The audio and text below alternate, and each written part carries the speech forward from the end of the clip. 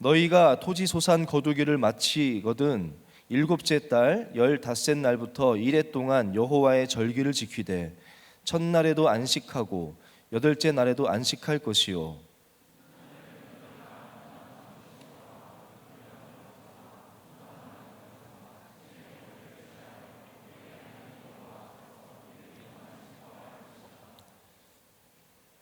너희는 매년 이레 동안 여호와께 이 절기를 지킬지니 너희 대대의 영원한 규례라. 너희는 일곱째 달에 이를 지킬지니라.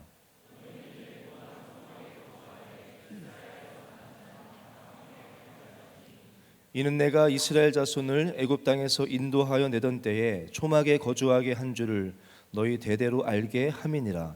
나는 너희의 하나님 여호와이니라. 모세는 이와 같이 여호와의 절기를 이스라엘 자손에게 공포하였더라. 아멘. 다른 한 곳은 열왕기하 23장의 말씀입니다.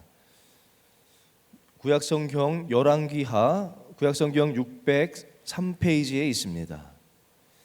열왕기하 23장 21절에서부터 23절까지의 말씀, 세 절의 말씀을 우리 다 같이 한 목소리로 합독해서 읽도록 하겠습니다.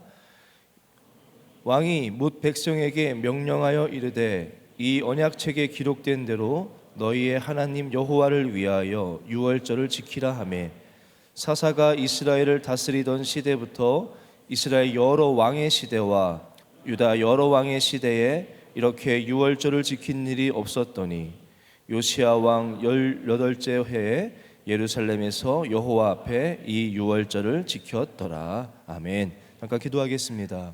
하나님 말씀을 폈습니다. 주의 진리의 빛을 우리 각 사람 심령 가운데 조명하여 주셔서 말씀을 들을 때에 깨닫게 하시고 마음판에 새겨지게 하시고 살아 역사하시는 말씀의 능력을 경험하는 시간 되게 하여 주옵소서. 부족한 종이 주의 말씀을 전하고자 섰사오니 종의 입술을 주장하여 주시고 오직 하나님의 말씀만을 선명하게 드러낼 수 있도록 함께하여 주옵소서. 예수님의 이름으로 기도합니다. 아멘.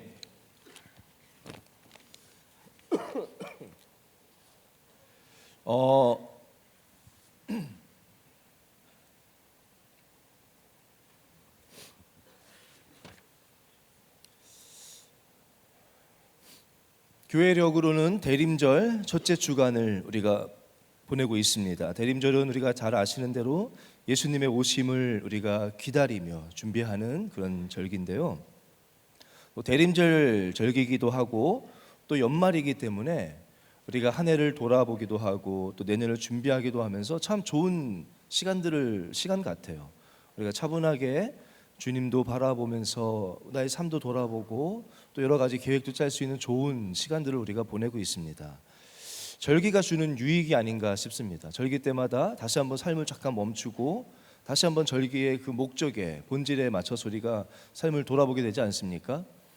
오늘 저는 여러분하고 여호와의 절기라는 주제를 가지고 제목을 가지고 여러분하고 좀 절기 이야기를 좀 해보려고 합니다. 여호와의 절기라고 제가 제목을 정했는데요. 우리 교회력도 이런 절기가 있습니다. 그렇죠? 부활절, 뭐 성탄절도 있고요. 여러 가지 성령 감림절도 여러 가지 절기들이 있습니다. 그리고 그 교회력이 아니더라도 전 세계가 모든 나라가 모든 민족이 다 자기들만의 절기가 있습니다. 우리나라도 절기가 있죠. 설날도 있고 추석도 있고 광복절도 있고 뭐 제헌절도 있고 다 모든 민족들마다 절기가 다 있습니다. 그런데 이스라엘이 지키는 절기는 오늘 성경 말씀 레위기에서 읽었을 때 모세가 이와 같이 여호와의 절기를 지키게 했다고 하거든요. 여호와의 절기라고 표현을 하는데 모든 나라의 절기와 이 이스라엘이 지키는 절기는 달라요. 큰 차이점이 있습니다. 심지어 우리 교회가 지키는 교회력 절기하고도 이스라엘이 지키는 여호와의 절기는 다릅니다. 차이점이 있어요. 어떤 차이점이 있냐면요. 첫 번째, 모든 나라의 절기는 사람이 절기를 세웠습니다. 사람들이 이렇게 지키자라고 사람이 정해서 사람이 세운 거예요. 절기를. 근데 이스라엘이 지키는 절기는 여호와의 절기라고 하지 않습니까? 왜 여호와의 절기라고 부르냐? 사람이 이렇게 절기를 지키자라고 사람이 정한 게 아니에요. 하나님이 이 날을 이러한 절기로 지켜라 라고 하나님이 정하신 절기예요. 그렇기 때문에 그 절기 가운데 어떤 사람의 의도나 뭐 정치적인 목적이나 뭐 이런 것이 들어갈 수가 없다는, 하나님이 직접 정하신 것이 여호와의 절기고, 이스라엘은 하나님이 절기를 지켜라라고 하신 그 절기를 지키고 있는 거예요. 중요한 차이점이고요. 또 한 가지 차이점은 어떤 게 있냐면요, 우리가 지키는 여러 절기들은 다 어떤 사건이 일어나고 그 다음에 그 날을 기념해서 지킵니다. 이해가 되시죠? 우리가 광복절을 지키는데 왜 광복절을 지킵니까? 일제에서 우리가 해방을 되지 않습니까? 해방되는 사건이 일어났어요. 그리고 그날을 우리가 기념하고자, 기억하고자 그날을 8월 15일을 광복절로 정해서 우리가 그날을 절기로 지키는 거예요. 그런데 이스라엘이 지키는 절기는 사건이 일어나고 그리고 나서 그 사건 때문에 기념하기 위해서 지키는 절기가 아니라 사건이 일어나기 전에 하나님이 이 날을 이렇게 지키라라고 먼저 말씀하신 거예요. 그리고 그날에 그 사건이 일어나게 된 겁니다. 이해가 되십니까? 유월절을 예로 들면 여러분이 잘 아실 거예요. 유월절은 뭡니까?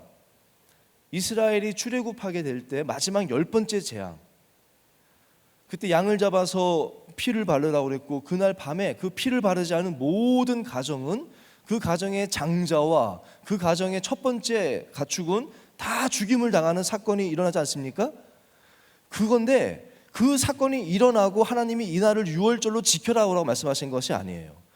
그 사건이 일어나기 전에 하나님께서 이제 내가 내일 이런 일을 일으킬 것이다. 그러니까 너희는 이렇게 뭐 피를 뭐 하고 뭘 하고 뭐 무교병을 먹고 막 급하게 허리띠를 띠고 먹으며 뭐 쑥을 먹고 다 절기를 어떻게 지키라고 말씀을 하세요. 그리고 그걸 지킵니다. 그리고 나서 그 사건이 일어난 거예요. 무슨 말인지 아시겠죠? 그리고 나오고 나서 모든 절기를 하나님이 이렇게 앞으로 지켜라라고 하나님이 명하시고 먼저 정해주시고 그 날들이 온 것이, 그 사건이 일어난 것이 이스라엘이 지키는 여호와의 절기라는 거예요. 이 차이점이 중요한 의미가 있습니다. 어떤 의미가 있냐면 그렇기 때문에 하나님이 직접 정하셨고요, 하나님이 일어나기도 전에 먼저 정하신 것이기 때문에 이 절기는 그저 그냥 우연히 일어난 일들이 아니라 모든 이 절기에는 하나님의 섭리가 있고요, 하나님의 뜻이 있고요, 하나님의 목적이 있고 우리를 향해서 주시는, 우리에게 원하시는 하나님의 그 이유가 있다는 거예요. 그렇기 때문에 이 절기는, 유대인들은 철저하게 이 절기를 지키는 이유는 이것에는 하나님의 섭리가 있고 뜻이 있고 하나님이 우리에게 원하시는 것이 있다는 것이죠. 그래서 지금은 신약 시대이기 때문에 우리는 뭐 이런 절기를 안 지켜도 됩니다. 이것이 중요한 것은 아니에요. 그렇지만 이 절기를 통해서 하나님의 목적이 무엇인지, 하나님의 섭리가 무엇인지 우리에게 주시는 중요한 교훈들은 우리가 얻을 수 있다는 것이죠. 그래서 제가 오늘 여러분하고 이 여호와의 절기, 이스라엘은 7대 절기가 있습니다. 첫 번째 절기가 유월절이라는 절기고요, 그 다음에 유월절 다음 날부터, 유월절부터 사실은 이어지는 것이죠, 무교절이라는 절기가 7일 동안 있습니다.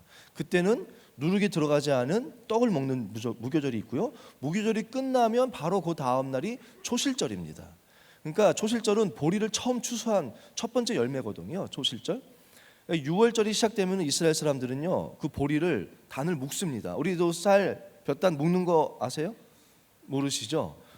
보리를 이렇게 묶습니다. 묶어둡니다. 그리고 7일 동안 무교절을 지나고 초실절이 되면은 가서 곡식을 거두는 거예요. 첫 번째 열매를 하나님께 올려드리는 초실절을 지내고요, 이 초실절로부터 77절이라는 것은 77에 49, 7일씩 7주 49일 후에 77절을 지냅니다. 이거를 우리는 오순절이라고 하죠.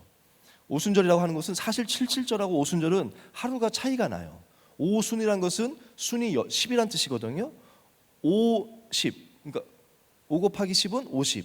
가지고 77절은 49일 되는 날이고 오순절은 사실은 50일 되는 날인데, 이 날은 어떤 의미가 있냐면은 보리 추수를 시작했죠. 보리 추수 밀 추수가 다 마치는 날, 그때, 그리고 이제 포도 열매, 과일 추수를 하는 날이 칠칠절이에요. 그때 이제 칠칠절을 지키게 되고요. 그 다음에 나팔절이라고 있습니다. 유대인들 달력으로 7월 1일에 신년이라고 선포하면서 나팔을 불게 돼 있고요. 그 뒤에 열흘 뒤에 대속죄일이라고 모든 이스라엘 사람들의 죄를 다 속해주는 대속죄일이 있고요. 그리고 마지막으로 그해 14일 15일에 그 초막절이라는 것이 일주일 동안 또 초막절을 지키게 됩니다. 그 중에서도 제가 오늘 7가지를 다 여러분 나눌 수는 없고요. 3대 절기라고 하죠.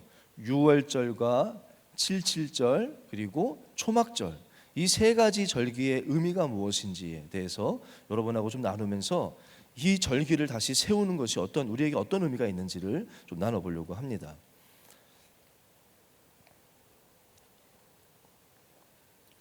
머리 아프세요? 안 아프시죠? 저 이렇게 쉽게 가르쳐 드렸는데 어차피 다 잊어버릴 거니까 뭐 절기에 대해서는 그냥 듣고 넘어가시면 되고요. 절기를 통해서 주시는 교훈을, 말씀을 좀 받았으면 좋겠어요. 유월절은 어떻게 해서 생기게 된 절기냐면 아까 말씀드린 것처럼 출애굽하게 되면서 어린 양의 피로 우리의 죄를 다 대신하고 하나님이 애굽의 노예였던 이스라엘 백성을 노예의 신분에서 자유인의 신분으로, 그리고 하나님의 자녀로 삼아주신 그 시작점 아니겠습니까? 그 유월절은 어떤 의미가 있느냐? 이스라엘이라는 민족의 시작점이에요. 이스라엘이라는 민족의 정체성에 내가 누구인지의 시작점, 기본이 되는 것이 유월절이에요. 내가 누구인가라는 나라는 사람의 정체성의 시작점이 유월절이에요. 참된 인생의 시작. 우리가 거듭나고, 니고데모에게 찾아왔을 때 느닷없이 예수님이 니고데모에게 너가 거듭나지 아니하면 하나님 나라를 볼 수 없다고 말씀하지 않습니까? 뭐 거듭남에서 질문을 받으신 것도 아니에요. 왜 갑자기 니고데모에게 그 말씀을 하시냐? 니고데모가 찾아온 날이 유월절이에요. 유월절의 의미는 거듭남, 이제 정말로 노예가 아니라 하나님의 자녀가 된, 죄의 종이 아니라 하나님의 백성이 되는 그 시작점이거든요. 그날의 니고데모에게 거듭남에 대해서 가르쳐 주시는 얘기거든요. 그래서 하나님이 뭐라고 하셨냐면 이 유월절을 너희 이스라엘의 첫 달 1월 1일이 되게 하셨습니다. 가지고 이스라엘은 지금 우리 태양력으로 보자면, 우리가 지키는 그 서양력 그걸로 보자면 4월 달에 유대인들은 그날을 유월절 1월 1일로 지키고 있습니다. 2가지 절기를 유대인들은 지키고 있는 거예요. 왜 그날을 1월 1일로 하라고 정해라고 하셨냐? 이것이 우리의 시작이기 때문이에요. 저와 여러분이 그리스도인 아닙니까? 예수 그리스도의 보혈의 피로 말미암아 우리가 죄의 종에서 하나님의 자녀가 되지 않았습니까? 그 시작점이 유월절이고, 그렇기 때문에 예수님이 언제 십자가에서 돌아가셨겠습니까? 유월절 앞두시고 바로 유월절 절기에 예수님이 십자가에서 유월절 어린 양이 되셔서, 구약시대 때는 양을 잡아서 그 피로 우리의 죄를 사했다면 예수님은 온 인류의 어린 양이 되셔서 유월절 절기에 맞춰서 예수님이 십자가에서 죽으시고 그 피로 말미암아 우리는 하나님의 자녀가 되는 거예요. 이것이 우리의 시작입니다. 유월절은 그렇기 때문에 내가 누구인가, 나의 기초가 무엇인가에 대한 정체성을 다시 기억하는 절기거든요. 여러분, 이스라엘에게 유월절은 그럼 어떤 날이겠습니까? 뭘 기억하겠습니까? 유월절을 지키면서 여러분의 정체성은 무엇입니까? 저는 누굽니까, 여러분? 저는 누굽니까? 저는 제 아내의 남편이죠. 또 은규 아빠죠. 또 우리 청년대학부 섬기는 목사죠. 뭐 여러 가지 저의 정체성이 있겠지만 저의 가장 기본이 되는 정체성은 무엇이냐? 하나님의 자녀라는 거예요. 저는 내가 누구인가, 다시 한번 유월절을 설교 준비하면서 주님, 제가 누구입니까? 내가 어떤 자인지, 하나님의 자녀지만 나는 어떤 자인지에 대해서 제가 기도하고 준비하면서 전에 제가 은혜 받았던 찬양, 아마 여러분하고 나눴을지 모르겠어요. 내가 주님 앞에 무엇입니까? 그 찬양 아십니까? 그 찬양이 이렇게 떠오르더라고요. 그 찬양 가사가 어떻게 되죠? 내가 주님 앞에 무엇입니까? 마른 막대기가 아닙니까? 내가 주님 앞에 무엇입니까? 타다 남은 죄가 아닙니까? 여러분 누구십니까? 여러분 이스라엘은 무엇이었습니까?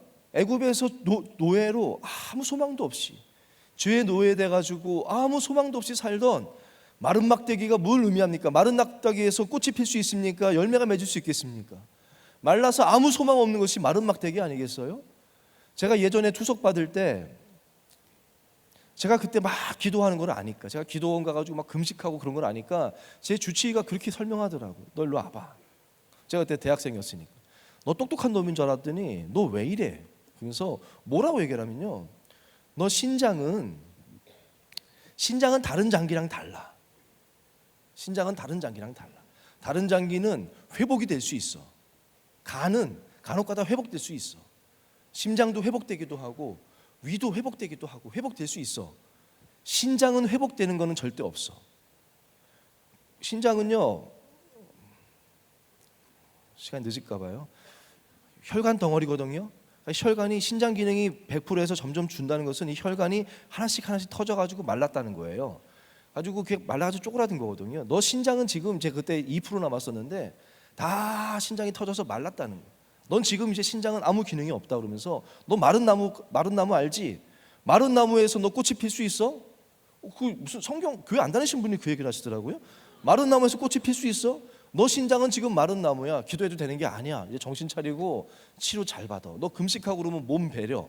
이렇게 얘기하시는 거예요. 그 말이 저에게 얼마나 큰 상처가 되는지.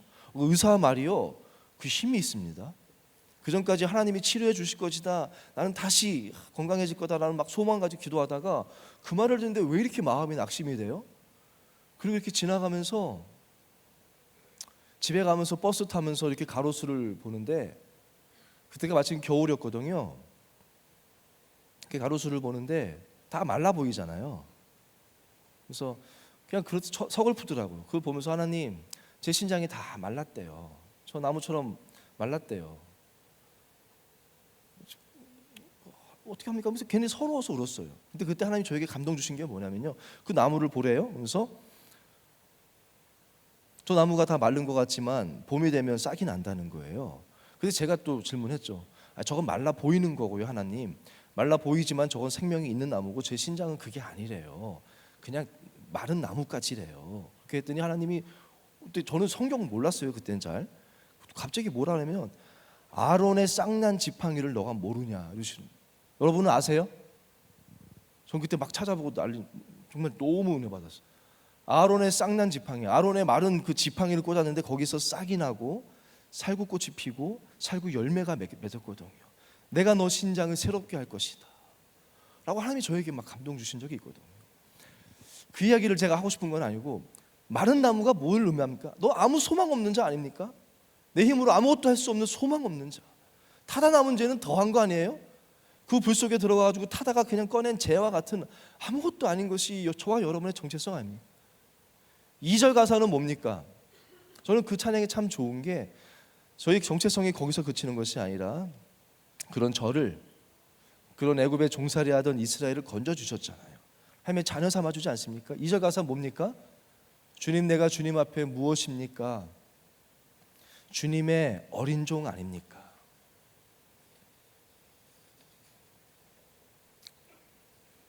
주님의 이제 저는 종이 되고 싶어서 하는데 어려서 맨날 실수만 하는 거예요. 도움이 안 되는 거예요.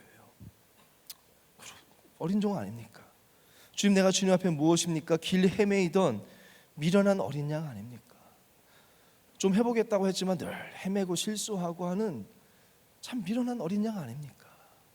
그 가사 고백, 저와 여러분의 정체성 그거 아닙니까?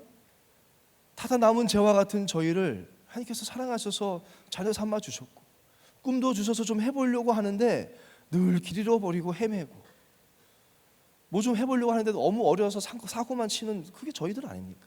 3절은 뭐라고 하는지 아세요? 전 3절이 근데 너무, 이 찬양 하나씩 부르는데 너무 은혜가 되는 게, 주님, 제가 주님 앞에 무엇입니까?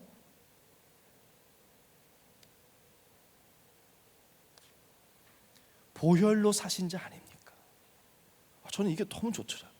그래 나는 정말 마른 나무가지 같고 미련한 어린 양이고. 그런데 하나님 뭐라고 하시냐면 넌 내가 보혈로 산 사람이다. 너 타다 남은 재고 그거는 너가 어떻게 너는 아무 가치 없는 자일지 모르지만 내가 너를 내 보혈로 산 자다. 주님, 제가 주님 앞에 무엇입니까? 드려진 옥합이 아닙니까? 아무것도 아닐지 모르지만 그 사랑 감사해서 깨뜨려서 내 인생 하나님 앞에 다 드리겠다고 고백한, 아무것도 아닐지 모르지만 저는 어쨌든 저는 이렇게 드려진 사랑이 아닙니까? 주님 나를 도와달라고, 주님 나를 도우소서 일으켜달라고, 주님 나를 다시 일으켜주시고 주님 힘달라고, 내 영혼 다시 살려달라고 하는 찬양의 고백이 이 찬양이거든요. 여러분의 정체성 마찬가지 아닙니까? 6월절이 우리에게 왜 소중하냐? 우리가 누군지를 기억하라는 거예요. 두 가지를 기억해야 됩니다. 제가 보니까 첫 번째, 우리는 아무것도 아니에요. 죽을 수밖에 없는 자, 타다 남은 자밖에 안 되는 자지만 또 한 가지 꼭 기억해야 될 게 있어요. 우리가 교만하지 않고 우리는 정말 아무것도 아니구나, 나는 정말 죽을 수밖에 없는 자구나.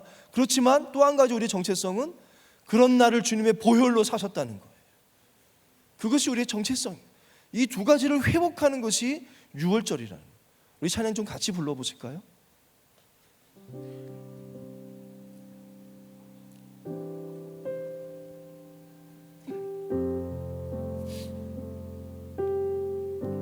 내가 주님 앞에, 내가 주님 앞에 무엇입니까? 마른 막대기가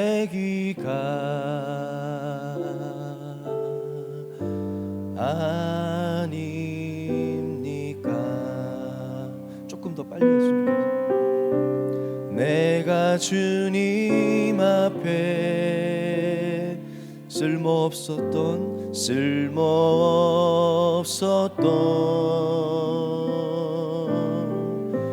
타다 남은 죄가 아님. 다시 한번요. 내가 주님 앞에 무엇입니까? 내가 주님 앞에 무엇입니까?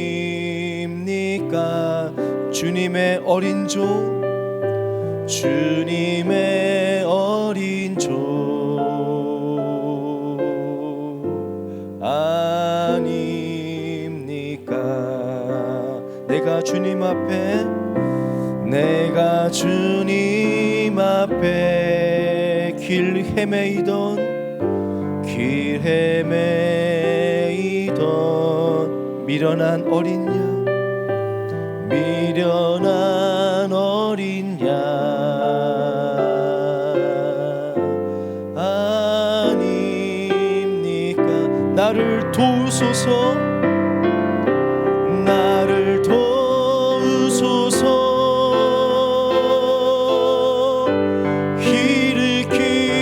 일으키소서,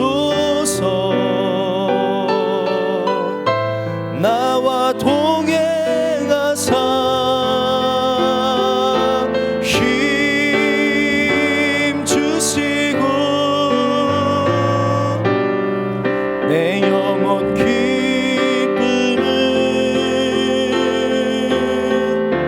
얻게 하시어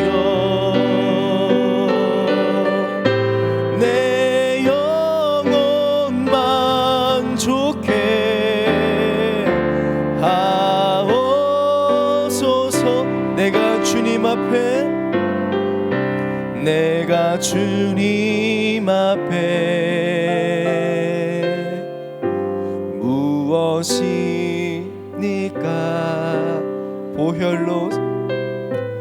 보혈로 사신 자 아닙니까?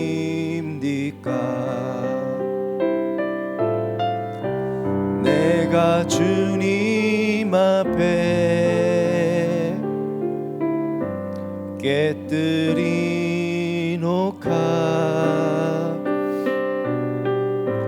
드려진 사랑이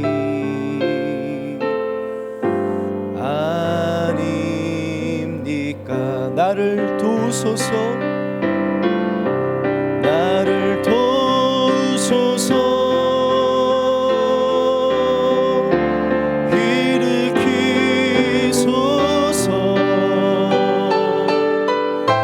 나와 동행하사 힘 주시고 내 영혼 기쁨을 얻게 하시려 내 영혼 만족해. 우리 마지막으로 한 번만 더 찬양합시다. 나를 도우소서 나를 도우소서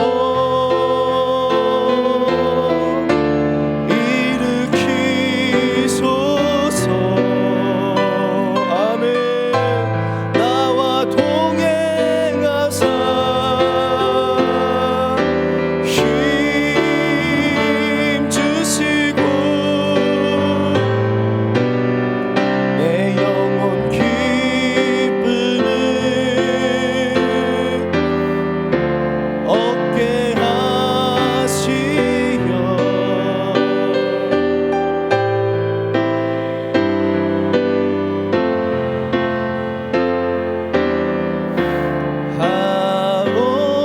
하옵소서.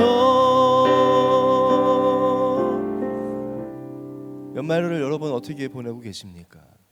여러분 안에 6월절이 회복되어져야 돼요. 내가 누구입니까? 내가 누구입니까? 마른 막대기 같은 나를, 달아 남은 재 같은 나를 사랑하셔서 보혈로 사신 그 주님을 기억하고 다시 한번 회복하시는 저 여러분 되기를 원합니다. 두 번째 지키라고 하신 두 번째 절기는요, 77절 또 오순절이라고도 합니다. 이 절기의 의미는 무엇이냐? 하나님이 그냥 주신 절기가 아니거든요. 이 오순절 49일이 지나면 이 절기를 지키라고 했는데 왜 이때 의미가 있냐? 그 시간상으로 보면요, 이때는 제가 아까 말씀드렸지만 이제 초실절 때부터 보리추수를 시작해서 밀추수가 쭉 이어집니다. 그리고 49일이 되면 밀추수를 마칩니다. 그리고 이때부터는 무슨 추수를 하냐면 과일 열매들을 추수합니다. 첫 번째 열매 무화과를 추수하기 시작해서 이제 포도를 추수하고 뭐 계속해서 과일들을 추수하거든요. 어떤 의미가 있냐면 그 갱신의 의미가 있어요. 갱신, 레벨업의 의미가 있다고 할까요? 앞에 곡식은 1년생의 곡식이죠. 이제 그런 곡식을 거두고 이제는 열매는 쉽게 맺혀지는 게 아니에요. 몇 년 동안 해서 사명이라고 하지 않습니까? 내게 주신 사명의 열매는 계속해서 맺어가는 거예요. 매년 해서 맺어가는 거예요.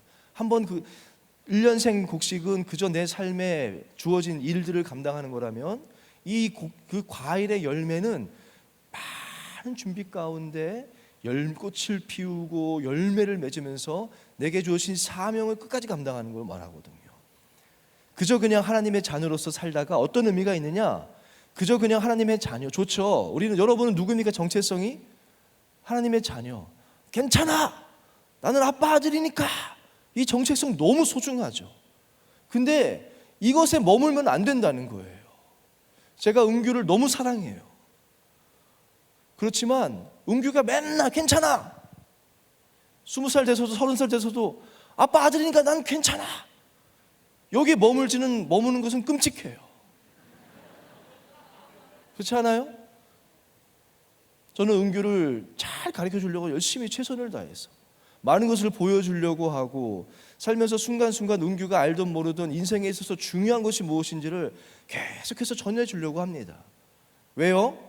저는 은규 인생이 행복하기를 원하거든요. 은규 인생이 행복하려면 사명이 있는 삶을 살아야 돼요. 그저 그냥 괜찮아, 나 아빠 아들이니까 이걸로 저만 의지해서 살면은 그 인생은 그 가치 없는 인생 아니겠습니까? 사명이 있는 삶을 살아야 돼요. 은규가 정말 좋아하는 일이 뭔지를 알아야 되고요. 하나님이 주신 은사가 무엇인지도 깨달아야 되고요. 이 땅에서 하나님이 은규에게 원하는 그 삶이 무엇인지를 알아야 돼요. 그래서 저는 많은 경험을 해주려고 노력합니다. 많은 것들을 보여주고 경험하게 하고 저랑 같이 데리고 다니면서 제가 정말 많은 것을 보여줍니다. 무엇이 진짜 가치가 있는 것들을 알던 모르던 전 계속 설명해줘요. 왜요? 그것이 행복한 일이니까요. 하나님도 마찬가지세요. 저희 여러분을 너무 사랑하세요. 그래서 보혈로 사시고 자녀 삼아주셨죠. 우리를 신부라고 불러주시죠. 그리고 포도원에서 막 나와 같이 아름다운 동산에서 거닐자 막 행복한 것도 있죠. 그렇지만 하나님께서 우리에게 원하시는 것은 거기 머물기를 원치 않습니다. 갱신을 원하세요. 그래서 이 77절 때는 중요한 일들이 일어납니다. 첫 번째, 구약시대 때는 무슨 일이 일어나냐면요, 6월절 이후에 홍해를 가르고 시내산으로 인도하십니다. 시내산에서 하나님이 무엇을 주십니까? 십계명을 주십니다. 홍해를 건너고 거듭나서 이제 아이가 됐죠. 근데 그저 어떻게 살아야 될지도 모르고 그저 아이예요. 내가 어떤 자인지도 잘 모르고 어떻게 사는 것이 뭔지도 모르고 뭐가 자신들을 위한 하나님의 뜻인지도 몰라요. 하나님이 계명을 주시는 거예요. 절기를 주시는 거예요. 제사를 가르쳐 주시는 거예요. 그래서 내가 누군지를 알게 하시고 하나님이 어떠한 분이신지를 알게 하시고 어떻게 살아야 되는지를 가르쳐 주시는 거예요. 이것을, 이 십계명을 언제 주셨을 것 같습니까? 77절에 주십니다. 왜요? 그때는 갱신이에요. 그저 그냥 하나님의 자녀가 됐다면 이제는 자녀에서 하나님의 백성으로, 제사장의 백성으로, 제사장 나라로 살라는 거예요. 그 말씀을 사는 그 법을 언제 주시냐? 77절에 주시는 겁니다. 신약 시절, 우리 지금 시대로 와볼까요? 이 77절 오순절날 무슨 일이 일어납니까? 오순절 성령 강림 사건이 언제 일어나겠습니까? 오순절에 일어나시. 왜 성령님이 오순절에 일어나겠습니까? 예수님이 잘 가르치고 했지만, 이제 거듭나서 했지만 힘이 없어, 능력이 없어. 그저 제자들 3년 동안 배웠지만 할 수 있는 것은 예수님 배반하고 무기력하게 떠나는 것밖에 없었어요. 어린 종에 머물 수밖에 없고, 헤매는 어린 양에 머물 수밖에 없는 그들에게 뭐 하려고 하지 말고 기다려라. 그리고 업그레이드 시키는 거예요. 사명을 주시는 거예요. 예루살렘과 유다와 사마리아와 땅끝까지 이르러 내 증인이 되라. 그 전에 뭘 하셔야 돼요? 업그레이드, 성령을 주시는 그 갱신이죠. 그 사건이 언제 일어납니까? 오순절 77절에 일어나는 거예요. 저 여러분도 마찬가지입니다. 6월절 내가 누구인지 그 깨닫고 감동하고 하나님 너무 사랑해요. 이것에 멈추면 안 돼요. 하나님도 저 여러분이 행복하기를 원해요. 우리가 행복하게 살기 위해서는 나는 하나님의 자녀다, 이거 그냥 그것만 사는 것이 아니에요. 성경은요, 예수님의 생애가 시작이 되죠. 예수님은 거듭난 건 아니겠지만 아기 예수로 있으시다가 30살 되실 때 공생애를 시작하십니다. 시작하실 때 예수님도 어떻게 시작하십니까? 세례를 받으세요. 세례 받을 때 그 사건이 굉장히 큰 사건이에요. 중요한 사건이에요. 어떤 일이 있었냐면요, 그 사건은 성경에서 유일한 사건이에요. 유일한 일이 뭐가 있냐면 그 자리에 성부, 성자, 성령 하나님이 다 임재해 계십니다. 구약시대 때, 신약시대 때 어느 곳에서도 이런 적은 없어요. 성자 예수님이 직접 육신의 몸으로 세례를 받으십니다. 세례를 받으시는데 성령 하나님이 비둘기같이 임하십니다. 비둘기같이 임하시는데 성부 하나님이 이는 내 사랑하는 자요, 내 기뻐하는 자라, 내 사랑하는 아들이요, 내 기뻐하는 자라고 성부 하나님도 그 자리에 임하시는 거예요. 그리고 말씀하시는 거예요. 이 자리는 예수님의 첫 시작입니다. 성령, 성부, 성자, 성령 하나님이 다 한 자리에서 하나님 나라를 선포하고 첫 시작을 하는 거예요. 그리고 나서 바로 이어지는 일이 무엇인지 아십니까? 예수님 무슨 사역하셨겠습니까? 바로 그 다음에 성령에 이끌려서 광야로 가십니다. 그리고 그곳에서 영적 싸움을 싸우시는 거예요. 왜냐? 여러분이 하나님의 자녀가 됐죠. 하나님 나라를 세워나가죠. 하나님 나라를 세워나가는 것은 그저 그냥 아름다운 이야기가 아니에요. 하나님 나라를 세운다는 것은 사탄이 지금 주장하고 있는 나라를 몰아낸다는 거 아니겠습니까? 하나님 나라를 우리가 세워간다는 것은 영적 전쟁을 시작한다는 거예요. 예수님도 오시자마자 바로 뭘 시작하시냐? 영적 전쟁을 하셨고 하나님의 말씀과 기도로 영적 전쟁에서 첫 번째 승리하시고 그 다음에 계속 귀신을 쫓아내면서 하나님 나라를 세워나가는 거거든요. 저와 여러분도 마찬가지입니다. 우리에게는 하나님의 자녀라는 정체성이 있지만 그 이후는 하나님이 뭐라고 하시냐면 믿음의 선한 싸움을 싸우라는 거예요. 끝까지 싸우라는 거예요. 나의 달려갈 길을 달려가라는 거예요. 달려갈 길 다 가고 싸움 모두 마친 후 주와 함께 있잖아요. 승전가를 부르세.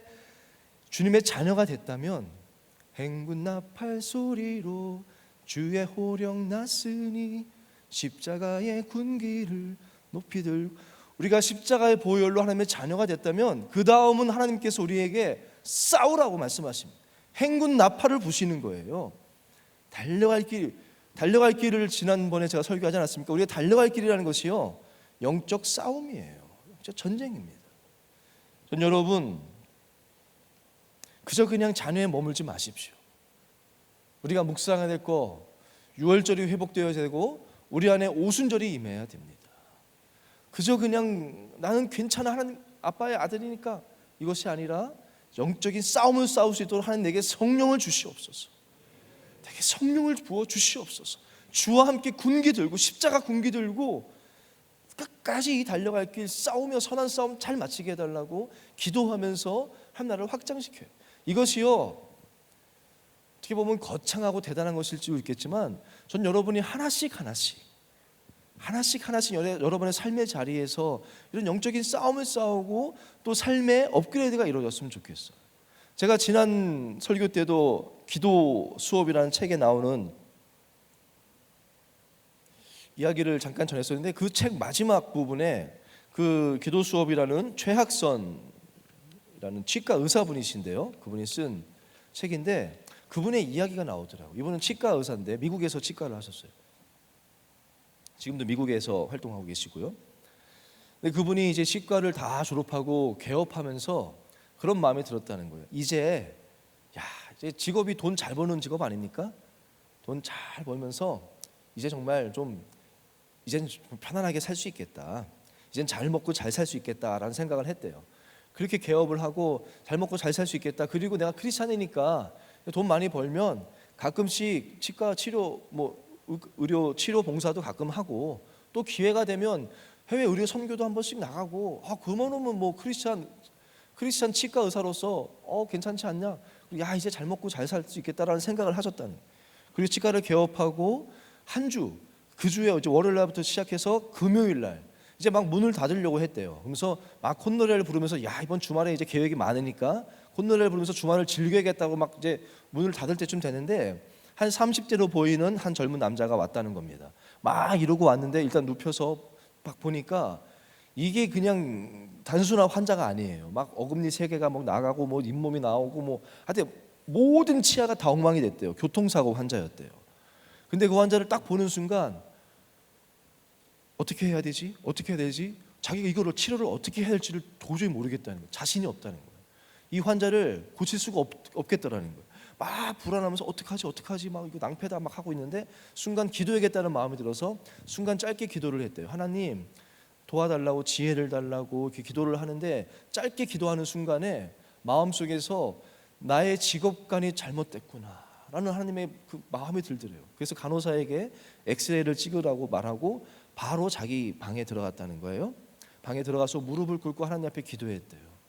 하나님, 제가 잘못했습니다.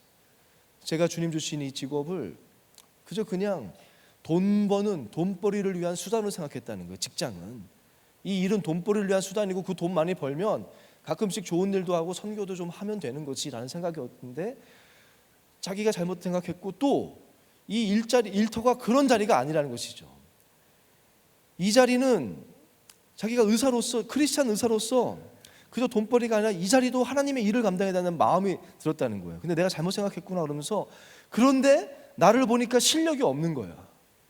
일자리에 보내주신 것이 그저 돈 벌라고 보낸 것이 아니라 일자리도 하나님의 일을 감당해야 되는 자리인데 내가 실력이 없는 거예요. 하나님 앞에 무릎 꿇고 회개하면서 도와달라고, 지혜를 달라고, 다시 이제는 그렇게 안 살겠다고 기도를 하고 하는데 마음속에 하나님이 함께 하신다는 마음이 들더래요. 그래서 담대하게 이제 기도를 마치고 가서 치료를 이렇게 했답니다. 치료를 이렇게 응급치료를 한 거죠. 일단 응급치료를 하고 상황을 좀 설명하고 일주일 뒤에 다시 와라라고 얘기를 하고 이제 돌려보냈다고 합니다. 그리고 나서 주말에 모든 계획을 일정을 다 취소했대요. 그리고 학교로 가가지고 뭐 이런 치료 사례들을 다 연구하고 교수님을 찾아가서 이런 환자가 있는데 어떻게 치료하면 좋겠냐고 교수님들하고 의논을 하고 선배들을 찾아가가지고 막 의논하고 온갖 자료를 보고 또 계속해서 기도하고 일주일 동안 준비하고 나니까 일주일 후에 그 환자가 오게 됐는데 마음속에 두려움보다는 평안함이 있다는 거예요. 그 환자가 왔답니다. 그래서 상태를 쭉 얘기하고 자신이 어떻게 치료할 계획을 얘기를 했대요. 이렇게 치료할 겁니다. 당신의 치아는 완벽하게 치료될 거라고 이렇게 설명을 하고 나서 했는데 그 사람이 와 수심이 가득한 거죠. 자기도 지금 겁나니까. 그래서 이게 정말 치료가 될 거라면서 마음속에 하고 싶은 얘기 있으면 다 해보라 했더니 한 10분 정도를 얘기하더래요. 막 마음속에 있는 이게 치료가 될까라는 두려움부터 해서 자기 삶에 대한 걱정과 모든 걸 막 10분 동안 털어내대요. 그러더니 야 이렇게 속 얘기를 하니까 속이 시원하다라고 얘기를 했대요. 그래서 이 의사분이 혹시 종교가 있으십니까? 라고 물어봤답니다. 그랬더니 종교 없다고 그러니까 하나님을 한번 만나보시라고 이렇게 권유를 했다 그래요. 그리고 이렇게 치료를 하는데 치료도 잘 됐더라고요. 치료를 하고 그 다음 주에 또 치료를 하고 이렇게 12주를 치료했답니다. 근데 늘 만나면은 그 다음부터는 즐겁게 대화를 하면서 치료할 수 있다는 거예요. 그리고 이제 조금 시간이 지나니까 아예 이 환자가 오는 날이 기다려진다는 거예요. 기다려지고. 그래서 너무나 자기에 있어서는 그 치료했던 그 12주의 첫 시작할 때 치과를 개업할 때 첫 치료 아니겠습니까? 그 12주의 시간이 너무 행복했고 그 사람과 하나님의 이야기를 하면서 전도했던 시간이고 그러면서 그분이 얘기하더라고요. 그저 그냥 일터가 하나님이 함께 해주신 치료 과정이었습니다. 하나님이 함께 하사 그 일터가 그저 돈벌이의 수단이었던 내 일터의 현장이 거룩한 성소가 되었습니다. 그리고 그분이 결심했다는 거예요. 나는 늘 기도하겠다. 또 실력을 쌓겠다. 그리고 말씀을 읽겠다. 그리고 어려움에 처한 이웃과 직원들에게 사랑과 배려, 나눔과 섬김을 실천하겠다라고 결심했다는 거예요. 저는 이야기를 읽으면서 전 여러분들에게 꼭 해주고 싶었어요. 크리스찬 여러분 가운데 뭐 디자이너가 있습니까? 크리스찬 대학생으로 있습니까? 크리스찬 간호사로 있습니까? 크리스찬 뭐 직장인으로 다 있습니까? 그 여러분의 직업, 직장도요 그저 돈벌이를 위한 수단이 아니에요. 직장 생활은 어떻게든 그냥 버티고 교회 와가지고 열심히 그룹장으로 임원단으로 교회를 하면 됐지. 이게 크리스찬이지. 그게 아니에요. 여러분의 직장도 하나님께서 주신 귀한 일터인 줄로 저는 믿습니다. 하나님이 임재하시는 거룩한 성소가 돼야 되는 거예요. 그곳에서 늘 기도로 시작하십시오. 그리고 전문 분야의 실력을 쌓아야 돼요. 여러분이 크리스찬 어떤 직장이 된다면 실력을 쌓으십시오. 그저 거기서 그냥 그렇게 하지 마십시오. 그렇게 하나씩 하나님의 사람으로 살아간다는 것이 무엇인지를 여러분의 삶의 자리에서 하나씩 저는 레벨업을 시켰으면 좋겠어요. 레벨업, 갱신. 그것이 여러분의 삶 가운데 오순절의 회복이고 그런 시간들이 여러분에게 있기를 바랍니다. 마지막으로는요, 초막절을 지키라고 했습니다. 초막절은 모든 이제 과일의 추수가 다 끝난, 우리로 치면 추석입니다. 아주 풍성하죠. 모든 우리도 더도 말고 한가위만 같아라는 것처럼 이때 이스라엘도 풍성한 때입니다. 그러니까 감사제입니다. 우리 추수감사절 같은 그런 절기거든요. 근데 초막절에 하나님이 이스라엘 사람들에게 뭘 하라고 했냐면요, 초막절에는 반드시 일주일 동안 집에서 거하지 않고 텐트를 치게 합니다. 밖에 텐트를 치고 텐트에서 하늘을 바라보게 합니다. 그 하늘을 바라보 텐트를 치는데 그 텐트로 최소한 별을 3개인가를 볼 수 있게 텐트를 쳐야 돼요. 초막을 치는 거죠. 텐트를. 초막이 우리 생각하는 그 풀로 된 집이 아니라 그냥 초막이라는 거예요. 그냥 장막이라고 생각하면 됩니다. 그러면서 그 일주일 동안 왜 초막을 짓냐면 뭘 기억하는 거냐면요, 이스라엘이 광야를 지나면서 텐트 치고 살았잖아요. 장막 치고. 그 시절을 기억하라는 거예요. 저는 이게 참 의미 있는 것 같아요. 우리는 한가위 때 뭐 합니까? 추석 때 막 풍성할 때 함께 나누고 막 즐거워하고 먹고 떡 만들고 막 이러잖아요. 이스라엘은 가장 풍성하고 잘 될 때 가장 힘들었던 때를 기억하라는 거예요. 가장 막 풍성해서 마음껏 누리고 싶지 않습니까? 그런데 그때에 무교병, 우리는 막 송편하고 막 맛있는 거 다 해서 막 배 터지게 먹는 게 감사절인데, 오히려 가장 선줄로 생각하거든 넘어질까 두려워하라 한 것처럼, 가장 감사할 때, 가장 잘 될 때 오히려 가장 힘들었을 때를 기억하라는 거예요. 그러면서 두 가지 일을 하게 합니다. 뭘 하냐면요, 실로암에서부터 물을 떠와가지고 그 제단에다가 전제를 드리는 제단입니다. 원래는 그 독한 술, 그 기름을 붓고 그 녹주를 붓게 되어 있는 전제에다가 그날 하루만 그 물을 붓게 돼 있어요. 물을 부으라는 거예요. 물을 거기다가 막 붓습니다. 이스라엘 사람들도 그날만 이방인의 뜰레까지 왔던 분들이 안에까지 와가지고 거기다가 물을 막 붓습니다. 그럼 그 물이 막 예루살렘 성을 따라서 흘러가거든요. 그걸 보면서 물은 생명을 상징하는 거 아니겠습니까? 하나님의 은혜를 상징하는 것이고, 그거를 막 감사하는 것이고요. 또 하나는 버드나무를 잘라다가 그것을 그 물을 붓는 거기다가 세워놓게 돼 있어요. 세워놓고 뭘 하냐면 거기서 호산나 하나님 우리를 구원하소서, 호산나 그 말씀을 외우면서 찬양을 부르게 돼 있어요. 시간이 하루하루 지나면, 버드나무는요 물가에 심겨진 나무거든요. 그걸 잘라다가 놓으면은 하루만 지나면 다 말라버립니다. 하나님이 이 두 가지를 통해서 뭘 상징하냐면요, 물을 주신, 생명을 주신 하나님을 기억하면서 또 한 가지 그 버드나무를 바라보면서요, 우리는 누구냐? 물이 없으면, 생수에 그런 대신에 주님으로부터 분리되면은 하루도 못 살고 말라서 죽을 수밖에 없는 존재임을 기억하라는 거예요. 이 두 가지를 초막절 때 하게 돼 있어요. 하나님 은혜를 감사하면서 내가 누군지, 은혜 없으면 살 수 없습니다. 다시 한번 리셋하라는 거예요. 다시 한번 하나님의 은혜를 달라고, 제로 베이스로 돌아가라는 거예요. 저는 이제 수술을 많이 받았거든요. 수술을 받으면서 제가 느낀 것 가운데 하나 깨달은 것이 뭐냐면, 제가 이제 이식 수술을 앞두고 많은 사람들이 저에게 찾아왔어요. 우리 회장단들 왔었고, 그때는 막 사람들 접촉하는 거 막 이러니까 많이 어쨌든 와서 여러 분들이 저에게 하시는 말이 뭐라고 하냐면, 목사님 수술 잘 받으세요 이래요. 그럼 제가 예, 잘 받겠습니다. 그래, 잘 받을게 이러거든요. 근데 막상 수술 들어갈 때 드는 생각이 뭐냐면, 수술을 제가 잘 받는다고 잘 받습니까? 제가 어떻게 해야 잘 받아요 수술을? 전 가서 그냥 그 마취하거든요. 그러면 이제 졸려오실 자버립니다. 졸려오실 거에도 못 받았어요. 이렇게 딱 그거 이제 졸려오실 잠들어 버려요.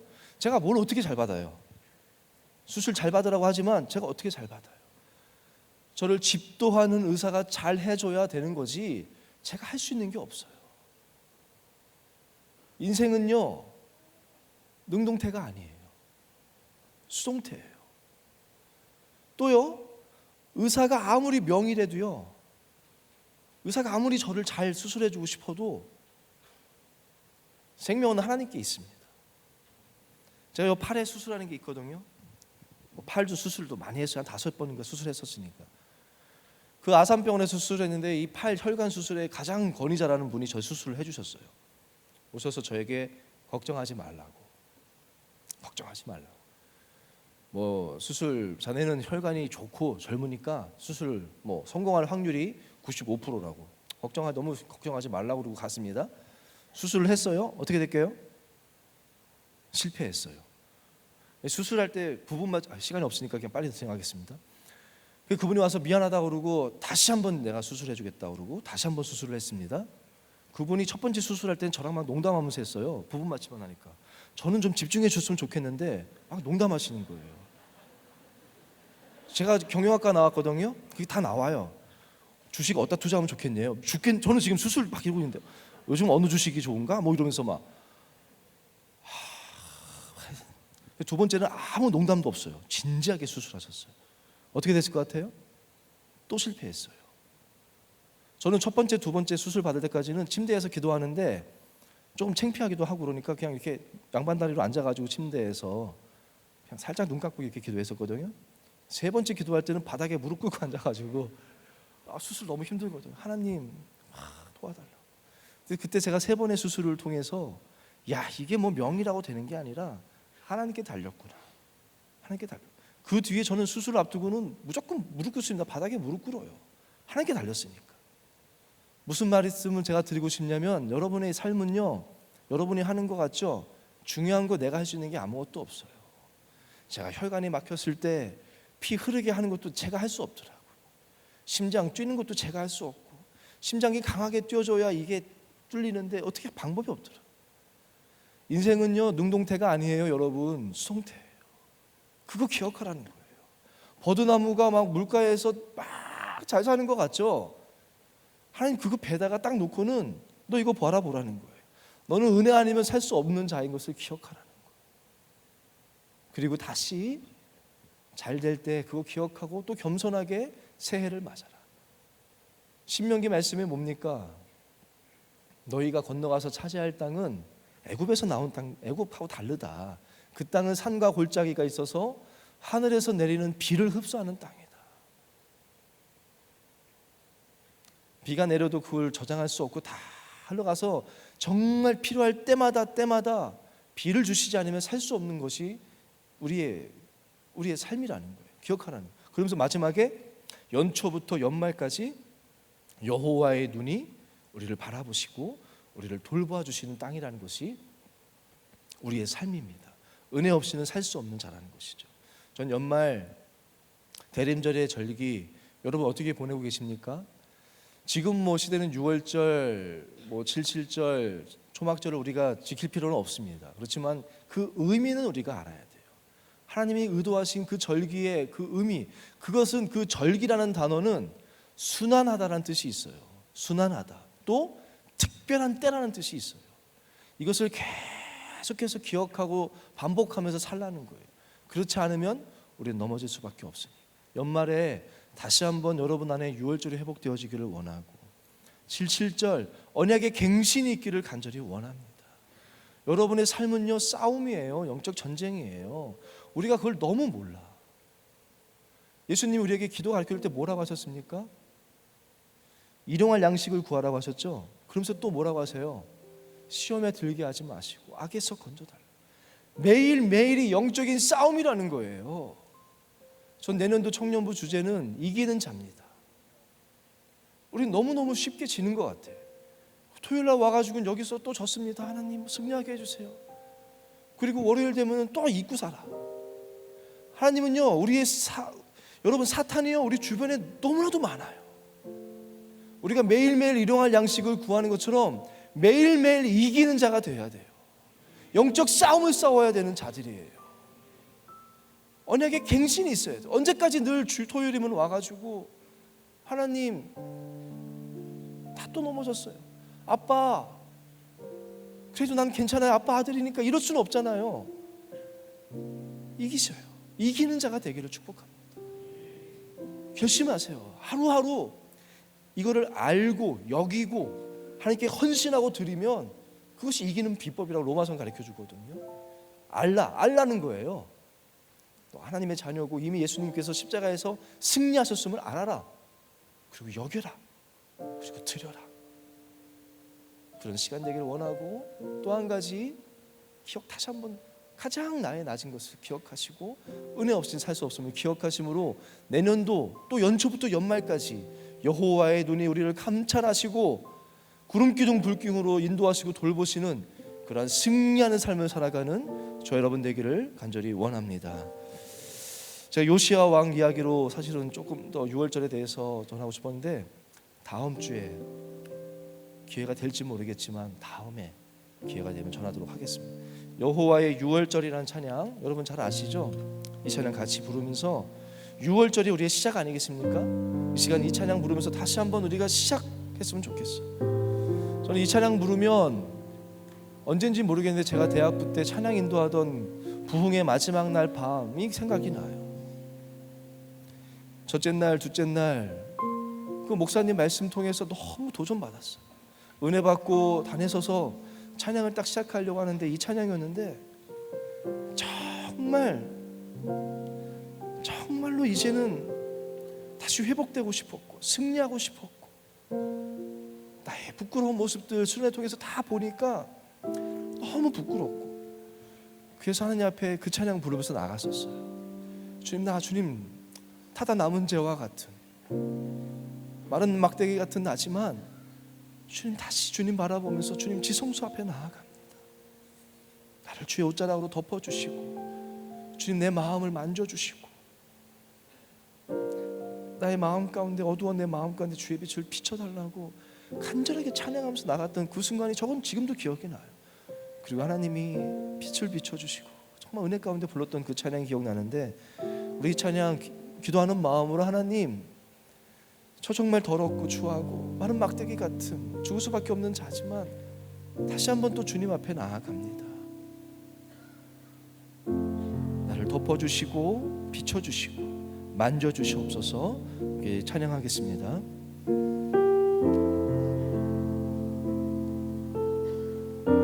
지극히 높은 주님의 나 지성소로 들어갑니다. 세상의 신을 벗고서 주 보좌 앞에 엎드리니 내 주를 향한 사랑과 그 신뢰가 사그러져 갈 때 하늘로부터 이곳에 장막이 덮이네. 이곳을 덮으소서. 이곳을 비추소서. 내 안에 무너졌던 모든 소망 다 회복하리니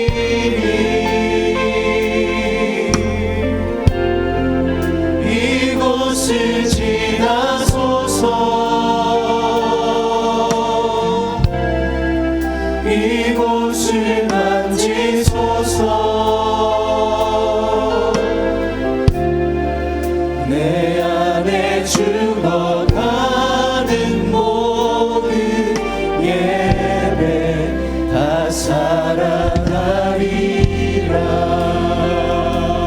지극히 높은 주님의 지성소로 들어갑니다. 지극히 높은 주님의 나 지성소로 들어갑니다. 세상의 신을 벗고서 주 보좌 앞에 엎드리니 내 주를 향한 사랑과 그 신뢰가 사그러져 갈 때 하늘로부터 이곳에 장막이 덮이네. 주님 이곳을 덮어주시옵소서. 이곳을 덮으소서. 이곳을 비추소서. 내 안에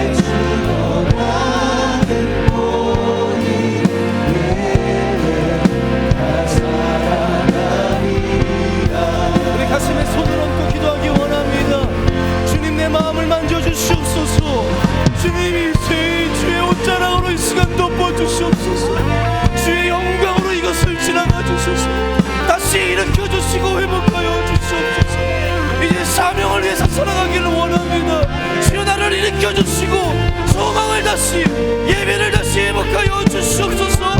우리 주님의 이름을 새 몸을 입고 기도하며 나가겠습니다. 주여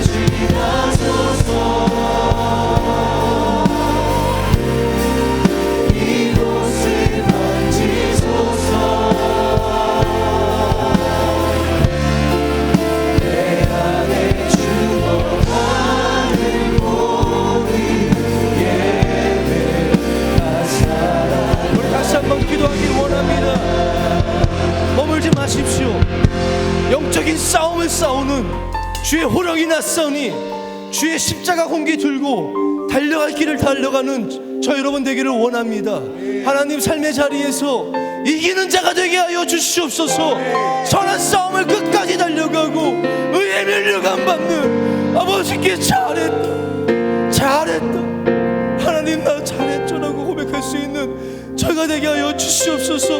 나를 도와주시옵소서. 다시 주의 이름의 새 몸을 기도해 나가겠습니다. 주여 주여 주여 승리케 하옵소서. 선한 싸움과 싸우고 의인의 명예를 받기를 원합니다. 주여 역사하여 주시옵소서. 아버지 세상을 흔들리고 아버지 세상 공포가 오직 주밖에 없소. 주여 주님만이 주 아버지 나를 채우시고 아버지여 변함없이 붙드시는 주님의 그 선한 의자를 나누며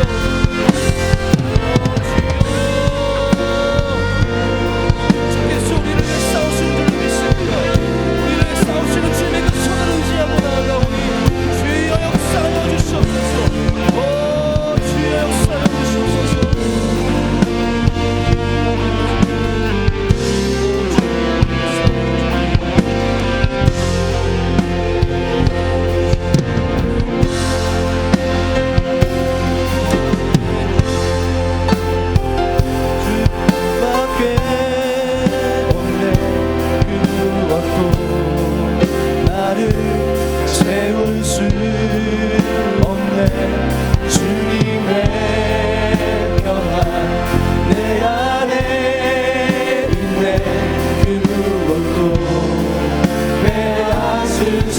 여러분의 심령 안에 주님 외에 다른 것이 있습니까? 하나씩 하나씩 버리십시오. 하나씩 하나씩 물리치십시오. 여러분의 음란이 있습니까? 이 시간 선포하고 떠나보내십시오. 예수 이름으로 선포하며 나아가시고 여러분 안에 주님보다 사랑하는 것이 있습니까? 이 시간 기도하며 승리할 줄로 믿습니다. 오직 주님밖에 없습니다. 여러분 안에 드라빔이 있습니까? 드라빔을 제거하십시오. 세상에 합리성이 있습니까? 제거하십시오.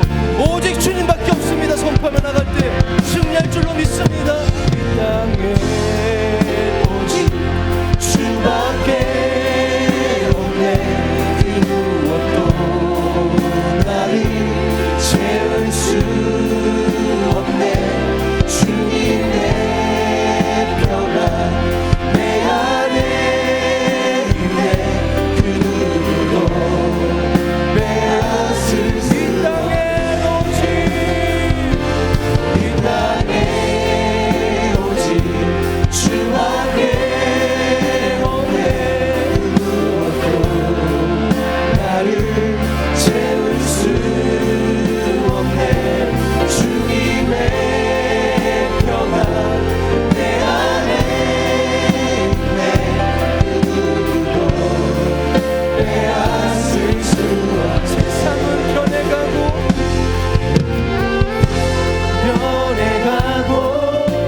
소망은 길을 잃어도 변함없이 붙드시는 그 구원의 손길. 폭풍이 몰려와도 두려움을 우리를 위해 싸우시는 그 손을 아멘. 이 땅에 오직 이 땅에 오직 주밖에 없네. 그 무엇도 나를 채울 수 없네. 주님의 평안 내 안에 있네. 그 누구도 우리 더 높은 소리로 찬양합시다. 이 땅에 오직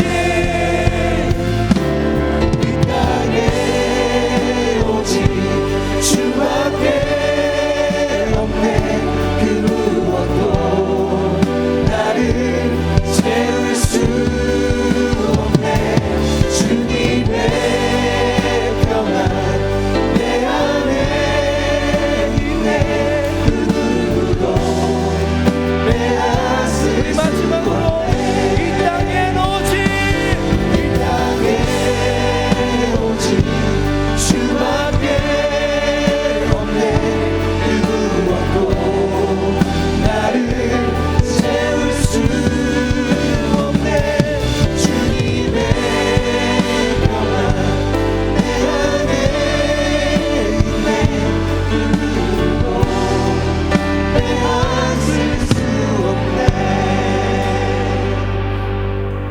주께서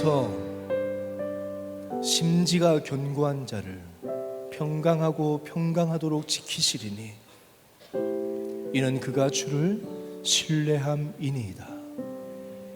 하나님, 보혈로 나를 사신 나의 하나님, 십자가에서 죽으시고 부활하심으로 사망 권세 이기신 나의 주님, 그 주님을 믿습니다.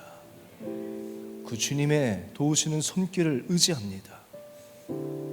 이 시간 하나님 앞에 고백한 또 결심한 우리 마음, 또 흔들릴지 모르지만 성령님 도와주시고 다시 일으켜주시고 주님을 향한 우리의 방향이 변치 않게 하시고 무너지지 않게 하시고 다시 끊임없이 우리 안에 유월절이 회복되어지게 하시고 오순절이 회복되어지게 하시고 초막절이 회복되어짐으로 믿음의 선한 싸움을 싸우고 달려갈 길을 잘 마치는, 주님께 잘했다 칭찬함 받는, 하나님 나라를 확장하여 나가고 하나님 나라를 세워나가는 우리 뉴송 공동체 되게 하여 주시옵소서. 주님을 사랑합니다. 주님을 신뢰합니다. 그 주님과 함께 겸손하게 동행하며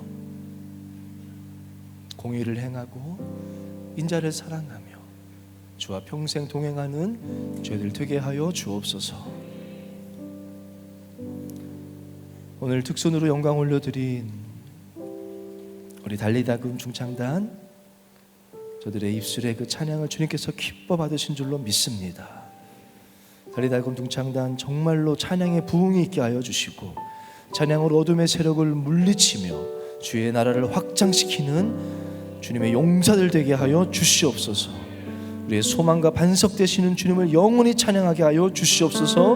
우리 1교구 3팀의 특순을 주께서 기뻐 음양하신 줄로 믿습니다. 한몸 되어 한 지체로 지내며 달려온 모든 시간들, 하나님 주신 아름다운 기억들 감사함으로 기억하고 또 다가올 새해를 또 주의 은혜를 사모하며 나아가는 저들 한 명 한 명 위에 늘 넘치는 하나님의 은혜를 허락하여 주시옵소서. 우리 결혼하는 새 커플 그 가정 믿음 위에 잘 시작하게 하여 주시고 끝까지 아름다운 가정 주의 말씀 붙잡고 잘 경작하고 잘 지켜나가는 가정 되게 하여 주시옵소서.